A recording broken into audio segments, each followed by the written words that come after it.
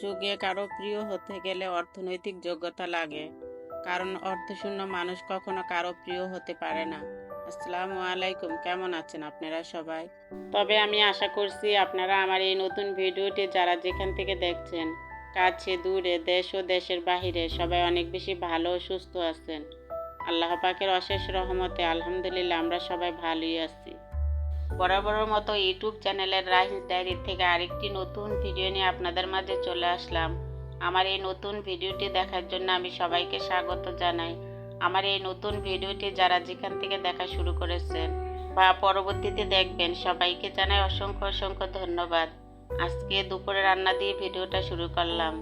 তো সকালবেলা ঘুম থেকে উঠে রাহিনকে নিয়ে কিন্তু আমি মাদ্রাসায় গিয়েছিলাম, যেহেতু রাহিনের এখন পরীক্ষা চলছে।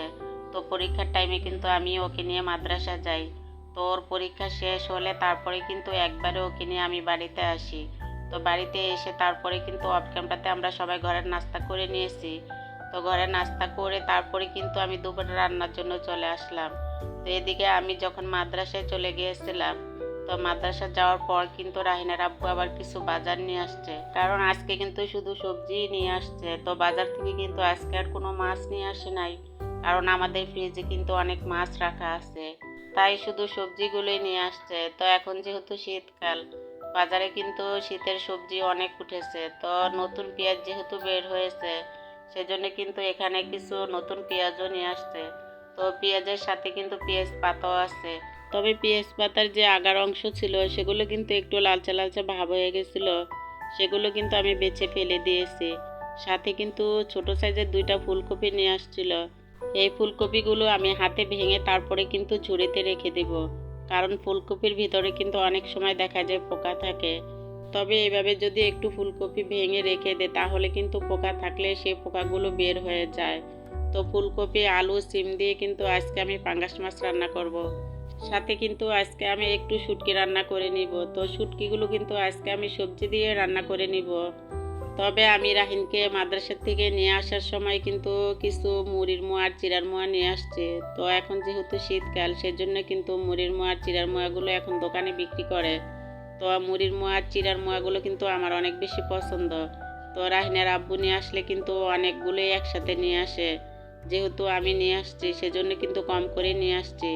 তো মুড়ির মোয়া আর চিড়ার মোয়াগুলো কিন্তু কেজি হিসাবে বিক্রি করে। তো আমি কিন্তু এখানে হাফ কেজি নিয়ে আসছি। তো সকালবেলা ঘুম থেকে উঠলে কিন্তু আমার 1 গ্লাস পানি খাওয়া লাগে। তো সকালবেলা ঘুম থেকে উঠলে আবার খালি পেটে আমি 1 গ্লাস পানি খেতে পারি না।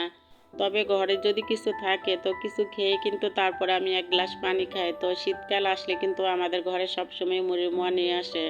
তবে আমার ছেলেরা কিন্তু এই যে মুড়ির মোয়া আর চিড়ার মোয়াগুলো তেমন করে খায় না। তো ওরা কিন্তু একদমই পছন্দ করে না, কারণ এগুলো যেহেতু একটু শক্ত শক্ত, সেজন্য কিন্তু ওরা আর তেমন করে খেতে চায় না। তবে আমার মতো আপনারা কারা কারা মুড়ির মোয়া আর চিড়ার মোয়া পছন্দ করেন অবশ্যই কমেন্ট করে জানাবেন। তো আমি কিন্তু চলে আসলাম রান্না করার জন্য। তবে এখন যেহেতু ছোট দিন, সেই জন্য কিন্তু আমি গোসল টোসল করে তারপর রান্না করতে আসি। তো অফ ক্যামেরাতে কিন্তু আমি ঘরের সব কাজগুলোকে সেরে নিয়েছিলাম। কাজগুলোকে সেরে তারপরে কিন্তু গোসল করে নিয়ে এসেছি। তো গোসল করে নামাজ পড়ে তারপরে কিন্তু আমি রান্না করতে চলে আসি। তো আমাদের লাইনের গ্যাস যেহেতু এখন দুপুরবেলাতে চলে আসে, দুপুরবেলাতে যেহেতু লাইনের চুলাতে গ্যাস চলে আসে, সেজন্য কিন্তু আমি দুপুরবেলাতেই রান্নাগুলো সেরে নেই। তো ওই চুলাতে কিন্তু আমি ভাত বসিয়ে দিয়েছি, আর এই চুলাতে কিন্তু আমি যে তরকারি বসিয়ে দিলাম, মশলাগুলো কষিয়ে তারপরে কিন্তু আমি এখানে সবজিগুলো দিয়ে দিলাম। তো সবজিগুলো সিদ্ধ হওয়ার জন্য কিন্তু আমি একটু ঢাকনা দিয়ে দিলাম। আমি কিন্তু এখন মাছগুলোকে ভেজে নিব একটু সিলিন্ডারের চুলাতে, কারণ লাইনের চুলাতে কিন্তু একটু গ্যাস কম, সেজন্য কিন্তু আমি সিলিন্ডারের চুলাতে মাছগুলোকে ভেজে নিব, কারণ মাছ কিন্তু অল্প আগুনে ভাজা যায় না। তবে অল্প আগুন দিয়ে কিন্তু মাছগুলো ভাজা যায় না, তাহলে কিন্তু মাছগুলো অনেকটাই ভেঙে যায়। তবে আমার ভিডিওটির এই পর্যায়ে এসে আপনারা ধৈর্য ধরে কারা কারা আসছেন অবশ্য আমি জানি না। যদি আমার ভিডিওতে আপনারা একটি লাইক দিতে ভুলে যান, তাহলে প্লিজ একটি লাইক দিয়ে আমার ভিডিওটি কন্টিনিউ করে নেবেন। আপনাদের একটি লাইক আপনাদের মতো আর অনেকের কাছে আমার ভিডিওটি পৌঁছাতে সাহায্য করবে। আর যদি কেউ আমার ভিডিওটি আজকে প্রথমবারের মতো দেখে থাকেন, যদি ভিডিওটি দেখতে দেখতে আমার ভিডিওটির কোনো অংশ আপনাদের কাছে ভালোই লেগে যায়, তাহলে আমার চ্যানেলটিকে সাবস্ক্রাইব করে আমার পাশে থেকে যেতে পারেন। পাশে থাকা বেল বাটন অপশনটা প্রেস করে দিতে পারেন। এতে করে আমি ভিডিও ছাড়া মাত্র কিন্তু আপনাদের কাছে পৌঁছে যাবে, আর আপনারা আপনাদের সময় সুযোগ করে আমার ভিডিওটি দেখে নিতে পারবেন। তবে আমি কয়েকদিন যাবৎ কিন্তু দেখছি যে আমার ভিডিওতে কমেন্টের অনুযায়ী কিন্তু একদম লাইক কম আসে, তো আমার ভিডিওতে কিন্তু ওয়াচ টাইমও একদমই কমই আসে। তবে আমি যার যার ভিডিও দেখি আমি কিন্তু একদমই ফুল ওয়াচ করে দেই, আমি কিন্তু শুরু থেকে শেষ পর্যন্ত ভিডিও দেখি। তো ভিডিও দেখে তারপরে কিন্তু একটা ছোট্ট করে কমেন্ট করে আসি। আর আমার ভিডিওটি যদি আপনাদের কারো কাছে ভালোই না লাগে তাহলে স্কিপ করে দিতে পারেন, এতে করে কিন্তু আমি একটু কষ্ট পাবো না। তো অনেক প্রিয় আপুরা কিন্তু ভিডিও ছাড়ে না, তারপরে কিন্তু আমার ভিডিওটা অনেক ভালোবেসে দেখে নেয়। আমি যদি অন্যের ক্ষতি করতে চাই তাহলে কিন্তু সেই ক্ষতিটা আমারই হবে। অন্যের ক্ষতি করা মানেই কিন্তু নিজের ক্ষতি হওয়া। তো অন্যের ক্ষতি করতে গেলে কিন্তু নিজেরও ক্ষতি হয়।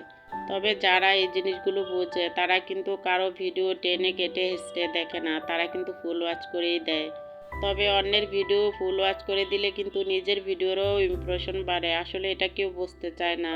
তো অনেক আপুদের ভিডিওগুলো কিন্তু আমি দেখি, তবে সেই আপুরা কিন্তু আর আমার ভিডিওগুলো দেখে না। তবে সব আপুরা কিন্তু এরকম করে না, তো আমি কিন্তু সবার উদ্দেশ্যে এই কথাগুলো বলছি না। তো কিছু কিছু আপুদের ভিডিওগুলো কিন্তু আমি দেখে দেই, তারপরে কিন্তু সে আপুরা আর আমার ভিডিওগুলো দেখে না। দেখা যায় যে আমি একদিন দেখবো, 2 দিন দেখবো, তো 3 দিনের দিন কিন্তু আমি আর তার ভিডিও দেখবো না যদি সে আমার ভিডিও না দেখে। তবে প্লিজ আপনারা কেউ কিছু মনে করবেন না, তো আমার কথায় কেউ মনে কষ্ট পাবেন না। কারণ আমরা যেহেতু ইউটিউবে কাজ করি, তো ইউটিউবে কাজ করতে গেলে কিন্তু অনেকটাই পরিশ্রম করা লাগে। তবে আমরা কিন্তু এই ইউটিউবের জন্য অনেকটাই পরিশ্রম করি, তো পরিশ্রমের পরে যদি আমরা সফলতা নাই পাই তাহলে কেন আমরা এখানে এত পরিশ্রম করব বা আমাদের সময়টাকে নষ্ট করব। তবে আমরা কিন্তু সবাই ইউটিউবে আসি সফলতা পাওয়ার জন্য, তো আমরা যদি একজনের পাশে আরেকজনে না থাকি তাহলে কিন্তু আমরা এখান থেকে কখনো সফলতাই পাবো না। শুধু কিন্তু আমরা পরিশ্রমই করে যেতে পারবো। তো যাই হোক, আমি যদি ভুল কিছু বলে থাকি তাহলে আমাকে আপনারা ক্ষমা সুন্দর দৃষ্টিতে দেখবেন। যাই হোক, আমার কিন্তু মাছ রান্না হয়ে গেছে। তো আজকে আমি রান্না করতে এসে মনে হলো আমার কাছে যে আমি অনেক যুদ্ধ করে রান্নাগুলো করে নিলাম। কারণ লাইনের চুলাতে যেহেতু একটু গ্যাস কম ছিল সেজন্য কিন্তু আমি সিলিন্ডারও রান্নাগুলো করে নিলাম। তো 2 চুলাতে রান্না করতে গিয়ে কিন্তু আমি অনেকটাই হাঁপিয়ে গেছি, কারণ অনেক তাড়াহুড়াই করে কিন্তু আমার রান্নাগুলো করতে হয়েছে। তো শুটকি রান্না করার জন্য কিন্তু আমি আগে রসুনগুলো ভেজে নিয়েছি। তো রসুনগুলো ভেজে তারপরে কিন্তু আমি শুটকিগুলো ভেজে নিলাম। তো শুটকিগুলো ভাজার পর কিন্তু আমি সবজিগুলো দিয়ে দিলাম। তবে সবজির সাথে কিন্তু আমি এখানে যে নতুন পেঁয়াজ নিয়ে আসছিল সেগুলো কিন্তু একসাথে কেটে তারপরে সবজির সাথে দিয়ে দিয়েছি। তবে পেঁয়াজগুলো কিন্তু আজকে আমি বাগারে দেই নাই, কারণ নতুন পেঁয়াজ যেহেতু সেজন্য কিন্তু আমি সব সবজির সাথেই দিয়ে দিয়েছি।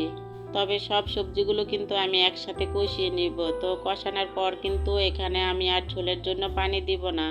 তবে সবজি কষানোর সময় যে সবজির থেকে পানিটা ওঠে সেটা দিয়ে কিন্তু আমি আজকে শুটকিগুলো রান্না করে নিব। তো আলাদা কিন্তু আমি আর কোনো পানি এখানে দিব না, কারণ শুটকি রান্না কিন্তু একদম মাখা মাখা করে রাঁধতে হয়, সেজন্য কিন্তু আমি আর কোনো ঝোলের জন্য পানি দেই নাই। তো মাছ রান্নাটাও কিন্তু হয়ে গেছে, এখানে কিন্তু আমি শুটকি রান্নাটাও করে নিয়েছি। তো এখানে কিন্তু কিছু ধনিয়া পাতা কুচিও দিয়ে দিলাম। তো ধনিয়া পাতা কুচি না দিলে আবার শুটকি খেতে তেমন ভালো লাগে না। তো আমি কিন্তু ভিডিওটির একদম শেষ পর্যায়ে চলে এসেছি। তো আপনাদের কাছ থেকে কিন্তু আজকের মতো এখান থেকে বিদায় নিলাম।